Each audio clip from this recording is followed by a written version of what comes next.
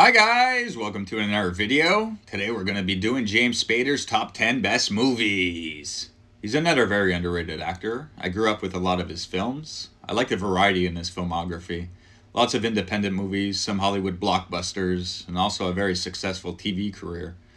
Blacklist is entering its 10th season. I just started watching it. It's going to be a fun ride. There's 3 films I like to mention of his that just missed the list. Pretty in Pink, The New Kids, and Jack's Back. All good films, and honestly, maybe on another day they'd make the list, but not today. Now time for the list. So sit back, relax, and let the show begin. Number 10 is Secretary. Released in 2002 and directed by Steven Sheinberg. This is a strange, simple little film about a lawyer played by Spader and a secretary played by Maggie Gyllenhaal, who have an unusual relationship. I feel like 50 Shades of Grey stole from this film at times. For example, James Spader's name is Mr. Grey in the film. It's also a much better film, though, let me tell you. Great dialogue, interesting characters, and a legendary spanking scene. Woo! It's a fun time. A little quirky, but interesting. Number 9 is 2 Days in the Valley. Released in 1996 and directed by John Herzfeld, this is a fun, dark crime comedy with a solid cast all playing interesting characters. James Spader plays a hitman. He carries around a stopwatch and tells the people he's about to kill they have 1 minute to decide the rest of their life. Great dialogue.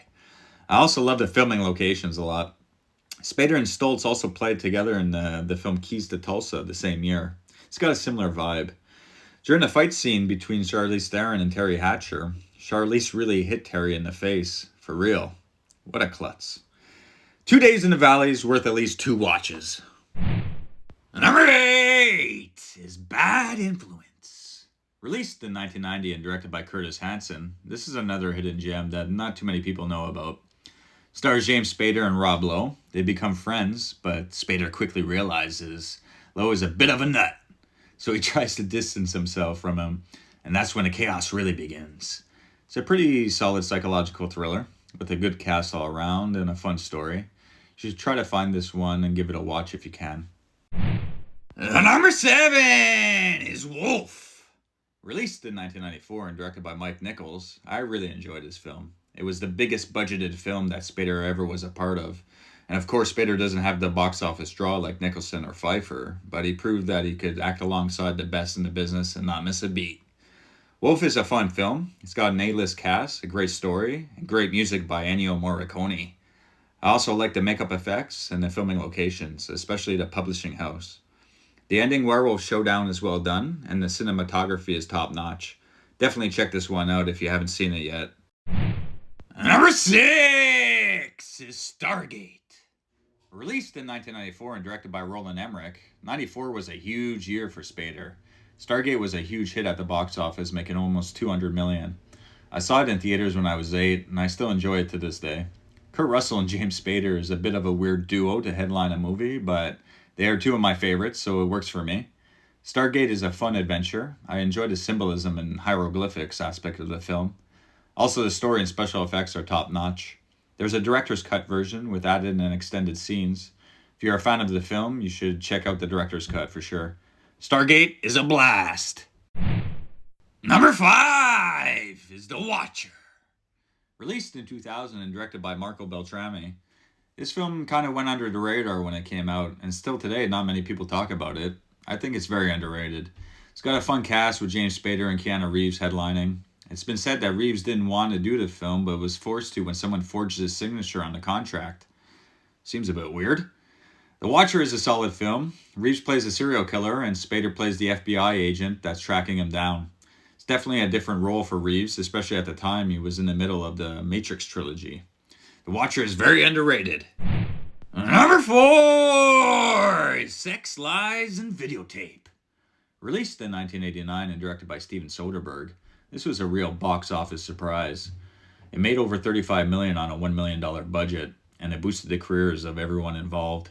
It's a small little indie film with a fun story and interesting characters. It's got a great cast all around, led by Spader. He's kind of the king of low-budget indie films. This film isn't for everyone. There's no action, no explosions, just a unique, well-written film. It's hard to find a good movie like this one nowadays. Number 3 is Less Than Zero.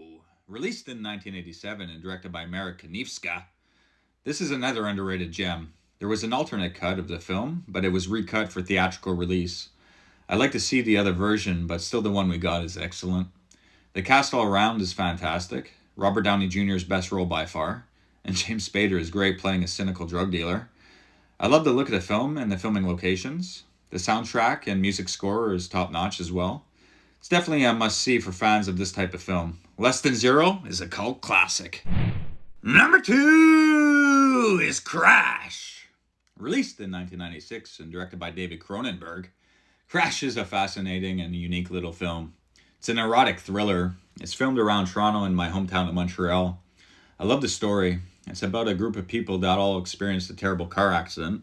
They start to recreate famous car crashes like the James Dean accident.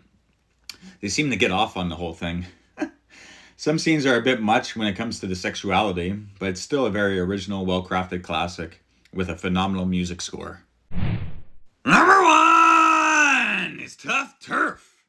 Released in 1985 and directed by Fritz Kirsch. Only people who grew up with this film will understand this pick. This film is a blast. I love the cast. Spader is new in town and he interrupts some thugs robbing a guy. The next day at school, we find out those thugs go to his new school. Robert Downey Jr. befriends Spader. Even in real life, they remain great friends to this day. Kim Richards is also in the film. You may remember her from Meatballs 2 or John Carpenter's Assault on Precinct 13. Her sister Kyle Richards would work with Carpenter on Halloween. Anyways, back to Tough Turf. We walk the night.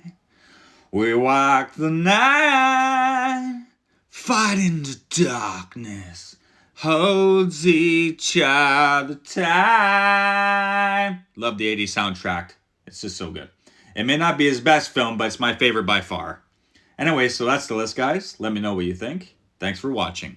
Take care. Bye. Going up.